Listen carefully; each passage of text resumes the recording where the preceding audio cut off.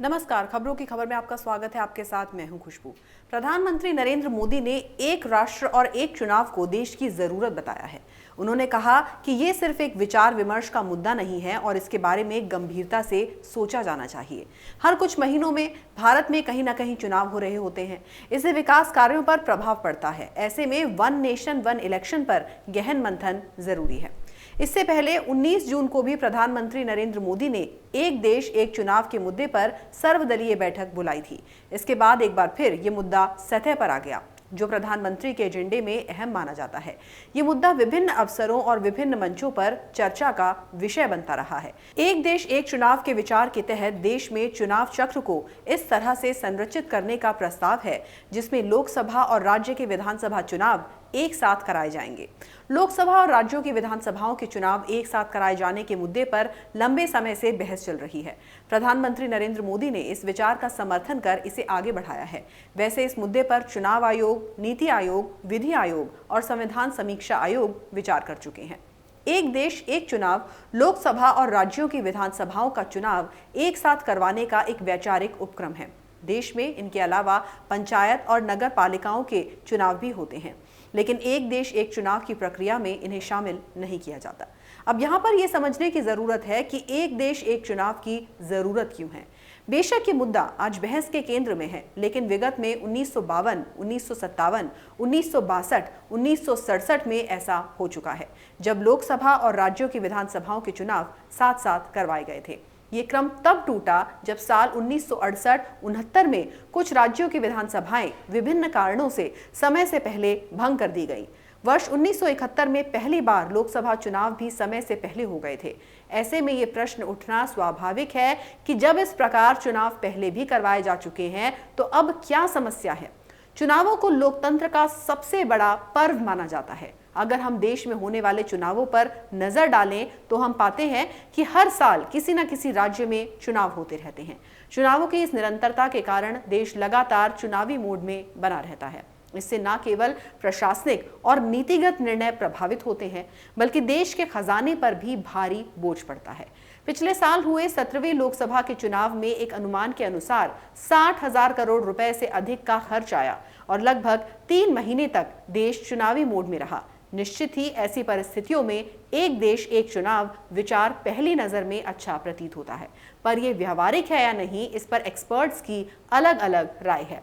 बेशक बार बार होने वाले चुनावों के बजाय एक स्थायित्व वाली सरकार बेहतर होती है, लेकिन इसके लिए सबसे ज्यादा जरूरी है आम सहमति का होना, और ये काम बेहद मुश्किल है। राजनीतिक सर्वसम्मति के अभाव में संविधान में आवश्यक संशोधन करना संभव नहीं होगा, क्योंकि इसके लिए 2/3 बहुमत की जरूरत पड़ेगी, जो कि बिना आम सहमति के नहीं किया जा सकता। अब आपको बताते हैं कि एक देश एक चुनाव के फायदे क्या हैं।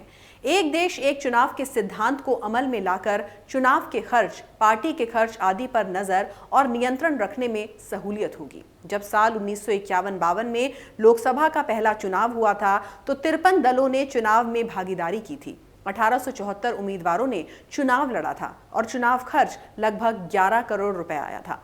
अब इसकी तुलना 2019 में संपन्न हुए 17वीं लोकसभा के चुनाव से करते हैं।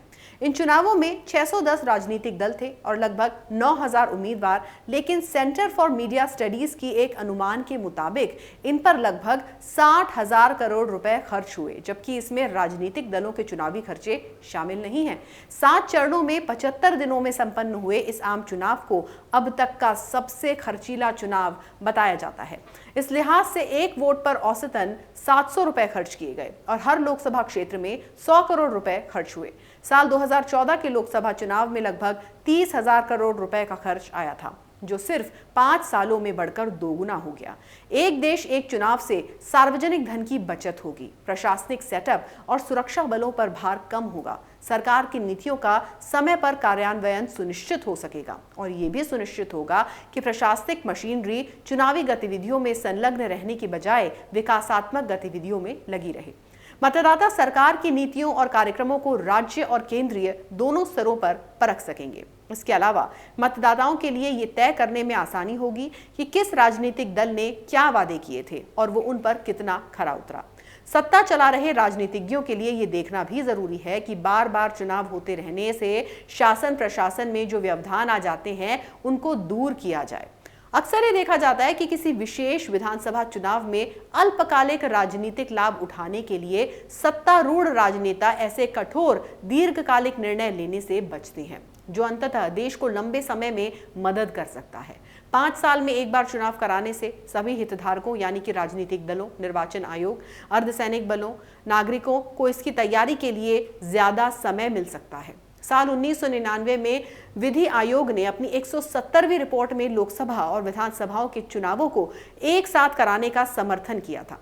चुनाव सुधारों पर विधि आयोग की इस रिपोर्ट को देश में राजनीतिक प्रणाली के कामकाज पर अब तक के सबसे व्यापक दस्तावेजों में से एक माना जाता है। इस रिपोर्ट का एक पूरा अध्याय इसी मुद्दे पर केंद्रित है। राजनीतिक और चुनावी सुधारों से संबंधित इस रिपोर्ट में दलीय सुधारों की बात भी कही गई है। राजनीतिक दलों के कोष, चंदा एकत्रित करने के तरीके और उसमें अनियमितताएं और इन सबका राजनीतिक प्रक्रियाओं पर प्रभाव आदि का भी इस रिपोर्ट में विश्लेषण किया गया है। आज ईवीएम में नोटा का जो विकल्प है उसकी सिफारिश भी विधि आयोग ने अपनी इस रिपोर्ट में नकारात्मक मतदान की व्यवस्था लागू करने की बात कहकर की थी। इसके बाद सर्वोच्च न्यायालय के निर्देश पर यह विकल्प मतदाताओं को दिया गया। भले ही एक देश एक चुनाव के बहुत से फायदे हैं, लेकिन इसके सामने कई प्रमुख चुनौतियां भी हैं। इसकी राह में सबसे बड़ी चुनौती लोकसभा और राज्य विधानसभाओं के कार्यकाल को समन्वित करने की है, ताकि दोनों का चुनाव निश्चित समय के अंदर हो सके। राज्य विधानसभाओं के कार्यकाल को लोकसभा के साथ समन्वित करने के लिए राज्य विधानसभाओं के कार्यकाल को तदनुसार घटाया और बढ़ाया जा सकता है, लेकिन इसके लिए कुछ संवैधानिक संशोधनों की जरूरत होगी। अनुच्छेद 83 इसमें कहा गया है कि लोकसभा का कार्यकाल उसकी पहली बैठक की तिथि से 5 साल का होगा। अनुच्छेद 85 ये राष्ट्रपति को लोकसभा भंग करने का अधिकार देता है।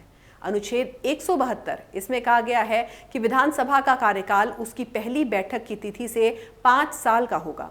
अनुच्छेद 174 ये राज्य के राज्यपाल को विधानसभा भंग करने का अधिकार देता है। अनुच्छेद 356 ये केंद्र सरकार को राज्य में संवैधानिक मशीनरी की विफलता के मद्देनजर राष्ट्रपति शासन लगाने का अधिकार देता है।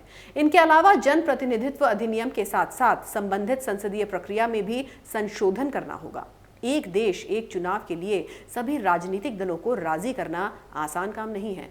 कुछ राजनीतिक विशेषज्ञों का ये मानना है कि एक देश एक चुनाव की अवधारणा देश के संघात्मक ढांचे के विपरीत सिद्ध हो सकती है। इसके अलावा चुनाव में बड़ी मात्रा में खर्च होने वाला धन भ्रष्टाचार को बढ़ावा देने वाले कारणों में सबसे ऊपर है। ऐसे में चुनाव की बारंबारता में रोक भ्रष्टाचार के खिलाफ एक मजबूत कदम साबित हो सकता है। इनके अलावा इसके सामने कुछ लॉजिस्टिक संबंधी चुनौतियां भी हैं। वर्तमान में मतदान करने के लिए प्रत्येक मतदान केंद्र पर एक ईवीएम का उपयोग एक वीवीपैट मशीन के साथ किया जा रहा है।